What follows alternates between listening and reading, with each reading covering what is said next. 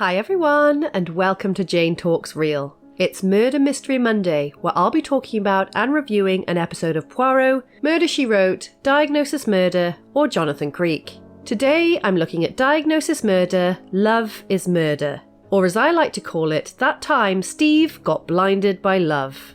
We begin the episode with this guy Tom getting ready for a shift, but this blonde woman in his bed has a surprise for him. Steve meets his new girlfriend Lynn at a bar. Uh-oh. And into the credits we go. Mark in his pun apron is faffing with his new coffee machine. It's not going well. When Steve comes home and they chat about Lynn, with Steve arranging for his dad to meet her sometime. He gets a call reporting Tom's death, who was from his precinct, and he goes to the crime scene with Mark in tow, where it appears to be suicide, the second in as many weeks. Steve says Tom wasn't the type, while Mark is interested in everyone's shoes, the blonde hairs found on the bed, and a distinctive perfume. Norman tells Jesse that Amanda is in Hawaii before getting a call about an award. Mwah!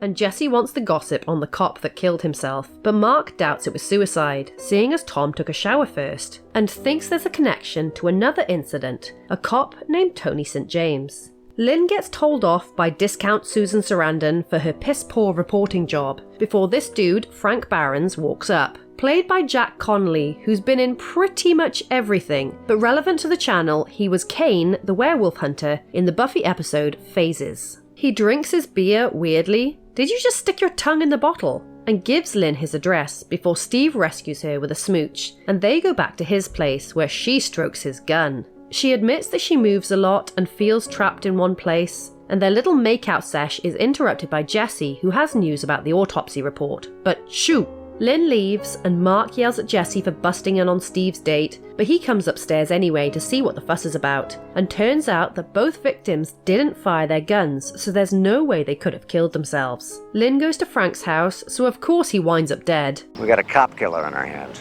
Mark takes Steve to meet Gina Lawson, who knows a lot about serial killers, and labels the killer controlling, and because Frank's death was not framed as a suicide, she's getting more dangerous and will probably kill again soon. Norman tells Jesse he has to go to some award thingy and ropes Mark in too, which they are both not impressed with. But here's some purple! The last two victims had traces of the same women's perfume on them, and they've even drawn up a profile on the killer. Are you gonna get any doctoring done at this hospital? They tell Steve the blonde is a box dye job, and while it's pretty detailed, it doesn't narrow the field down at all. Steve meets Lynn, who immediately slips up and gives away information she shouldn't have, before Steve spots Frank's address on a notepad, which makes her even more sus. But he still arranges a date with her. He questions the bartender about the victims and asks about the profile, but Dino says it's too vague and could even include Lynn. Day ruined. Lynn and Steve get ready for their date. Don't forget to perfume your boobs! But Steve calls and cancels. Day ruined. Mark hears a knock at the door and it's Loony Lynn, and they have a chat before, Jesus dude, are your legs okay? Anyway, he finds Steve moping on the beach and he admits that he's worried that Lynn could be the killer, seeing as there's a trail of cop killings everywhere she goes. He goes to speak to Lynn's boss, Penny, about her, and she tells him that she changed her name before she moved here, acts kind of cagey, and has moved a lot. So yeah, she's the killer. Mark and Jesse creep up to Norman and tell him that they don't want to go to the awards dinner, but Norman insists and tells them that Mark is the one who's getting the award, even though he was trying to keep it a secret. Every time I try to pull off a surprise, it gets ruined. Steve goes to Lynn's house and lets himself in, nosing about the place, finding cuttings from the cop killings, as well as a police badge and an article about a cold case involving rape. And while it talks about the 4 acquitted police officers over here, the story switches to involve unidentified remains. Yeesh! Lynn gets home and grabs a gun while Steve sniffs her perfume and she confronts him. She says to go with him or die, but he throws a chair at her and she shoots at him, forcing him to jump through the window. Lynn sits in her car and hugs a newspaper when she's bugged by a hitchhiker who gives her an idea, and it's revealed that Steve's little trip through the window caused temporary blindness, but he'll be fine in a few days. Jesse comes in to break the news that Lynn died in a car crash fire, and Mark comforts Steve, even though he just wants to go home. That night, despite trying to get out of it, Mark gets ready to go to the awards show. And while he does invite Steve along, he turns him down, saying that he needs time alone. Steve wanders around, falling over a chair, knocking his gun to the floor, and while he tries to secure the place, he hears noises, so smart boy turns out the lights. It's Lynn, of course, so he tries to get his gun, but that's a big old nope. And she tries to kiss him, which he doesn't appreciate. She tells him he's different from everyone else before pushing him on the bed and plans for them both to die together. She's clearly affected by the 4 cops that got away with raping her and makes out with Steve, who dumps her on the floor and makes a run for it, with her shooting after him. He catches a lucky break when he falls right next to his gun and manages to shoot her dead.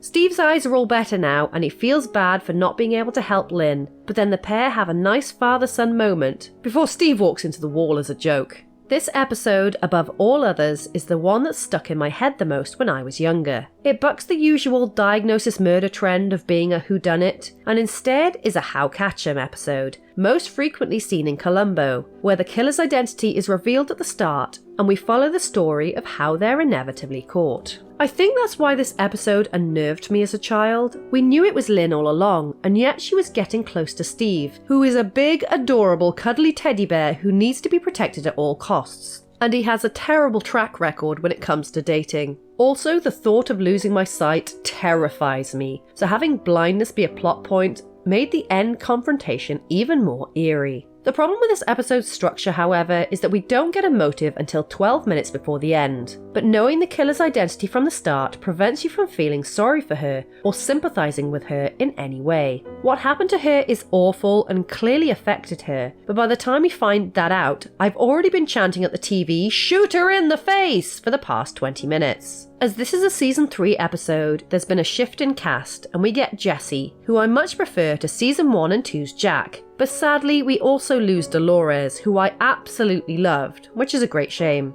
Obviously, father and son Mark and Steve Sloan are played by real-life father and son Dick and Barry Van Dyke, and that definitely helps to sell the connection between these two characters, and it lends itself well to this episode in particular. Amanda didn't feature, which is fine, I can take her or leave her. And the side plot with Norman added a nice bit of comedy in this otherwise quite serious episode. A trail of unidentified cops aside, we have 4 victims in this one. Quite a lot for this kind of show. Tony St. James, Tom Ames, and Frank Barons, all shot with their own guns, and 1 unnamed hitchhiker whose body was used as a misdirect, who were all murdered by our killer, Lynn Conklin, who snapped after the 4 cops who raped her were acquitted, before she herself was killed by Steve Sloan.